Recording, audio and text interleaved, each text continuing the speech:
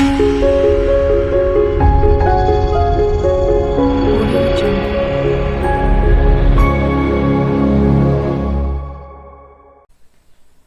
Guys, welcome to biology revolution. आज हम देखने वाले 12th स्टैंडर्ड का जो कि chapter number 11 enhancement food production है उसके बारे में, जिसमें अपने बेसिकली लास्ट लेक्चर में आपने देख चुका है कि कैसे हम प्लांट ब्रीडिंग के टेक्निक्स को करते हैं। ठीक है, कैसे किस तरीके से मेथड होते हैं, किस तरीके से स्टेप्स होते हैं। आज हम जानेंगे कि कौन कौन से प्लांट ब्रीडिंग टेक्निक करने के बाद इंडिया में ऐसे क्रॉप्स को प्रोड्यूस किया गया है जो कि आज बहुत ज़्यादा फेमस और चलते हैं। ठीक है, तो आइए जानते हैं। इसमें सबसे पहला जो आपको एग्जाम्पल दिया है वो आपको दिया गया है व्हीट एंड राइस का। इसमें बेसिकली जो हमारे पास जो साइंटिस्ट नॉर्मन इन बोरलैग जी थे, उन्होंने सेमीडॉर्फ मतलब क्या, ना तो बहुत ज़्यादा टॉल ना तो बहुत ज़्यादा शॉर्ट, मीडियम साइज का जो हमारे पास व्हीट एंड राइस होता है, इसकी बहुत सारी वेराइटीज को डेवलप किया था with the help of plant breeding. ठीक है, तो 1960 के टाइम पे अप्रोक्सीमेट ग्रीन रिवोल्यूशन के आसपास की बात है, जहां पे व्हीट एंड राइस का प्रोडक्शन बहुत ज्यादा इंक्रीज कर दिया था इन साइंटिस्टों ने। ठीक है, इंक्रीज मतलब ट्रेमेंडसली, मतलब बहुत ज्यादा अमाउंट में क्या कर देना, इंक्रीज कर देना।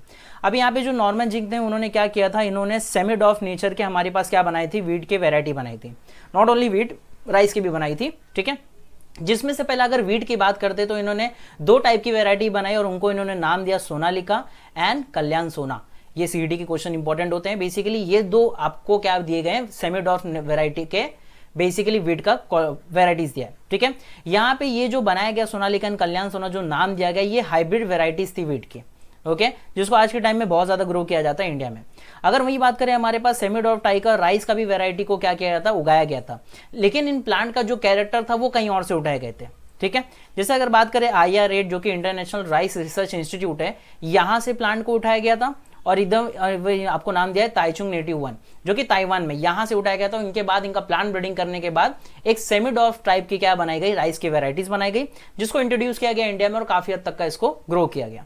ठीक है, जैसे राइस के हमारे पास वेराइटी में नाम दिया गया जया, पद्मा, रत्न, ये सब जो भी हमारे पास प्लांट है, ये सारे राइस की वेराइटीज है जिनको आज के टाइम में बहुत ज्यादा उगाया जाता है, क्योंकि इनका बेटर यील्ड है, बहुत ज्यादा अच्छा खासा उगते हैं, क्वांटिटी इनकी बहुत ज्यादा उगती है। सेमीडॉर्फ राइस की वेराइटी है जिसको आगे जाके और डेवलप किया गया बाद में, और भी बहुत सारे कैरेक्टर्स उनके अंदर डाले गए। सो आपका ये फर्स्ट एग्जांपल था about the basically wheat and rice. Next example is your sugar cane. Sugar cane के रिलेटेड भी हमने देखा इसके अंदर कि हमारे पास यहाँ पे दो एग्जांपल दिए गए हैं। एक का नाम है बेसिक शुगर केन का, इसमें आपको वो नाम दिया scientific name known as Saccharum barberi, जो कि बिलोंग करता था किसको, आपके नॉर्थ इंडिया पार्ट को बिलोंग करता था। ठीक है, नॉर्थ इंडियन में ये सैचुरियम बारबेरी बहुत उगते थे। और अगर बात करें सैचुरियम ऑसिफिनेरम, ये बेसिकली जो शुगर केन है ये बिलोंग करता था किसको, साउथ इंडिया को, और ये यहाँ पे बहुत ज्यादा ग्रो होता था। अब एक बात करा जाए, जो ऑसिनिफेरम है जो कि साउथ इंडियन वाला है हमारे पास शुगर केन, इसके अंदर कुछ खासियत थी, जैसे कि इसका स्टेम बहुत ज्यादा थिक था, बहुत ज्यादा थिकर स्टेम, मतलब बहुत ज्यादा मोटा स्टेम था, and even high sugar content भी प्रेजेंट था इसके अंदर। लेकिन एक प्रॉब्लम थी, ये जो प्लांट था ना, it does not grow well in the north India. अगर इसको मैं साउथ इंडिया से उठा के नॉर्थ इंडिया में ग्रो करने की कोशिश करता था ना, तो ये वहां पे उगता नहीं था, बिकॉज उसकी सॉइल की जो बेसिक क्वालिटी थी वो इसको बोल सकते हैं फेवरेबल कंडीशन नहीं दे सकती थी।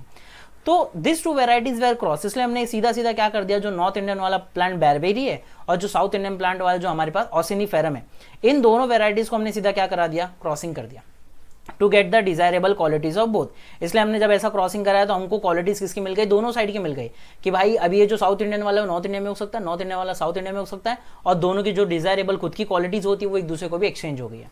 ठीक है, जिसकी वजह से जो हमारे पास अब नया F1 हाइब्रिड प्रोजेनी आया इन दोनों के क्रॉसिंग के बाद, उसका हाई शुगर कंटेंट भी था, थिकर स्टेम भी था, और उसके पास एबिलिटी थी to grow in the north India, मतलब अब वो नॉर्थ इंडिया में भी क्या कर सकता था, ग्रो कर सकता था, जो कि पहले साउथ इंडियन वाला प्लांट ग्रो नहीं कर पाता था, वो भी कर रहा है। ठीक है, एग्जांपल में हमारे पास यहाँ दिया है CO419, 421 and 453 are the high yielding, मतलब बहुत ज्यादा क्वालिटी देने वाले, जो बेसिक क्वांटिटी देने वाले शुगर केन है, उनकी बात की जा रही है, जिनके अंदर अच्छा खासा शुगर का कंटेंट प्रेजेंट है। ठीक है, इसको डेवलप किया गया इंडिया में, वो भी इंडिया में कहाँ, एट कोयम्बटूर। ठीक है, जो कि तमिलनाडु में लोकेट करते हैं ये जगह। यहाँ पे शुगर केन की वेरायटी को काफी अच्छा हद तक का उगाया गया। ओके, नेक्स्ट बात करते हैं, जो कि हमारे पास यहाँ पे तीसरा एग्जांपल है, वो है मिलेट्स को लेके। अभी यहाँ मिलेट्स को लेके जान लेते हैं कि क्या बोला गया। यहाँ पे हमने बहुत सारे और भी हाइब्रिडाइजेशन करके अलग अलग क्वालिटीज के फूड क्रॉस बनाए, जैसे कि हमने बनाया हाइब्रिड मेज, जिसको नाम दिया उन्होंने गंगा 3। ठीक है, हमने बनाया जवार, जिसको उन्होंने नाम दिया CO2। ठीक है, कोयम्बटूर 12 एंड बाजरा, जो कि निफद नाम दिया गया। ये सारी चीजों को हमने डेवलप किया इंडिया के अंदर ही with the help of plant breeding programs. ठीक है, ये सारे के सारे जो भी वेराइटीज थे ना, इनकी यील्डिंग बहुत ज्यादा अच्छी थी, ये बहुत सारे रेसिस्टेंट थे अलग अलग वाटर स्ट्रेस से। ठीक है, plant breeding for disease resistance, ये इंपॉर्टेंट चीज था कि हमने प्लांट ब्रीडिंग क्यों स्टार्ट किया, ताकि बहुत सारे जो भी प्लांट की क्वालिटीज है वो सारे डिजीज से रेसिस्ट हो जाए। ओके, अब इसमें देखते हैं कि कैसे प्लांट के अंदर कौन कौन से टाइप के प्रॉब्लम आ भी रहते हैं। पहला अगर प्लांट डिजीज की बात करें और उनके पॉजिटिव एजेंट्स की बात करें तो यहाँ पे नाम दिया गया फंगस। फंगस ये बहुत सारे अलग अलग टाइप के क्या कर रहा था, प्रॉब्लम कॉज कर रहा था। ठीक है, जैसे कि आपको यहाँ पे पढ़ सकते हो रस्ट ऑफ व्हीट, ये आपको यहाँ पे ऐसा दिख रहा होगा। ठीक है, व्हीट के अंदर रस्टिंग हो जाता है। ठीक है, रोट ऑफ शुगर कैन, मतलब क्या होता है कि शुगर केन के जो अंदर का पार्ट होता है वो भी खराब हो जाता है। रेडिश पार्ट आपको कभी कभी दिखेगा शुगर केन को जब कट करते तो ऐसे टाइप का प्रॉब्लम। उसके बाद है लेट ब्लाइट ऑफ पोटैटो। ठीक है, फंगाई की वजह से होता था ये भी, जो कि आप यहाँ पे देख सकते हो। ये पोटैटो का यहाँ पे शेप दिया है, कैसा हो गया। ओके, खराब हो गया बेचारा, खाने लायक नहीं रहा। ओके, नेक्स्ट अगर बात करें बैक्टीरिया को लेके तो बैक्टीरिया रिलेटेड भी बहुत सारे हमको प्रॉब्लम्स देखने मिले, जैसे root of cruciferous, black root of cruciferous. ये आप देख सकते हैं यहाँ पे, ये जो हो गया ये आपके इसके लीफ में देखेंगे तो ब्लैक कलर का ऐसा पूरा रस्टिंग जैसा ही पार्ट दिख रहा है। तो ये सारे प्रॉब्लम किसकी वजह से होते हैं, with the help of bacterias.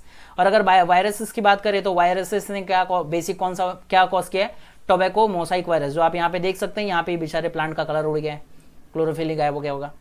मतलब इसमें प्रॉब्लम क्या है कि यहाँ पे हम प्लांट ब्रीडिंग इसलिए करते हैं ताकि जो ये सारे प्लांट्स होते हैं ना, ये जो पर्टिकुलर टाइप के इनको फंगाई, बैक्टीरिया, वायरल डिजीज होते हैं ना, इनसे ये सारे क्या हो जाए, रेसिस्ट हो जाए। तो ये सारा बेसिक हमारे पास मोटो था क्या करने का, प्लांट ब्रीडिंग करने का।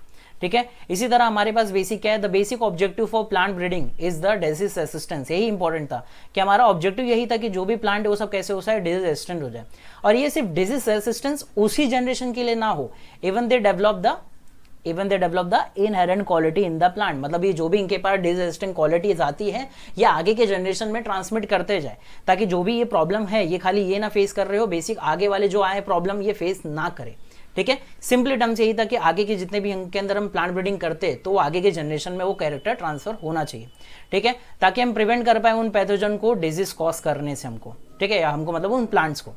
ऐसे टाइप की varieties of plant are known as a disease resistant plant. यही इंपॉर्टेंट था कि ऐसे टाइप का जो भी हम प्लांट बना रहे हैं ये सबको हम क्या बोलते हैं, डिजीज रेसिस्टेंट प्लांट।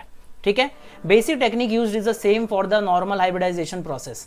मतलब जो भी टेक्निक हम पहले आपको मैंने स्टेप्स में बताया कि कैसे कैसे हाइब्रिडाइजेशन किया जाता है, वही बेसिक सा टेक्निक को यूज करके हम ऐसे सब टाइप के क्या बनाते हैं, प्लांट के कैरेक्टर्स बनाते हैं।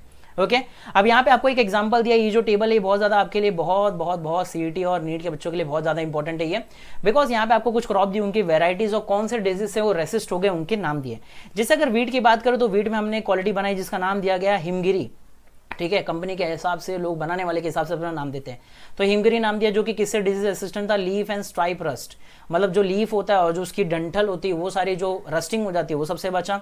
हिल बंट मतलब क्या, बेसिकली वो ब्लैकिश कलर हो जाता है उनके ऊपर स्पॉट, तो वो सबसे बच गया।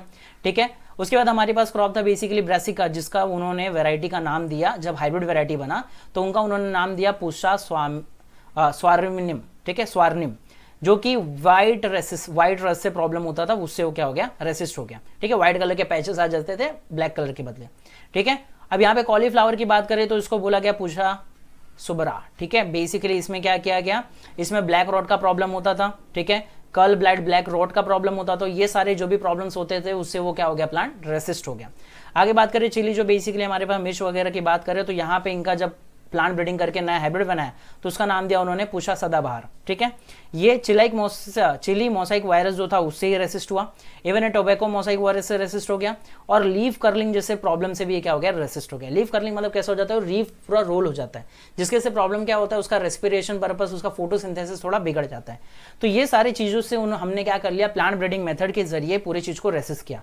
तो बेसिक आपको यहाँ पे टोटल 3 एग्जाम्पल्स के बारे में जो दिया गया था, wheat and rice, sugar cane and millets, ये तो इंपॉर्टेंट थे ही, लेकिन इससे ज्यादा आपके सीईटी के पॉइंट ऑफ व्यू के लिए इंपॉर्टेंट है कि कौन से पैथोजन ने कौन सा डिजीज कॉज किया, और उसके बाद हमारे पास कौन सी नई वेराइटीज डेवलप किया हमने प्लांट ब्रीडिंग के बाद। ओके, तो होप सो आपको यहाँ पे समझ में आ गया रहेगा कि इंडियन वेराइटीज में बेसिकली हमने कौन कौन से प्लांट ब्रीडिंग करके नए नए क्रॉप्स का डेवलपमेंट किया। ओके, होप सो आपको यहाँ तक समझ में आ गया रहेगा। इसी तरह हमारे साथ बने रहे। Thank you so much.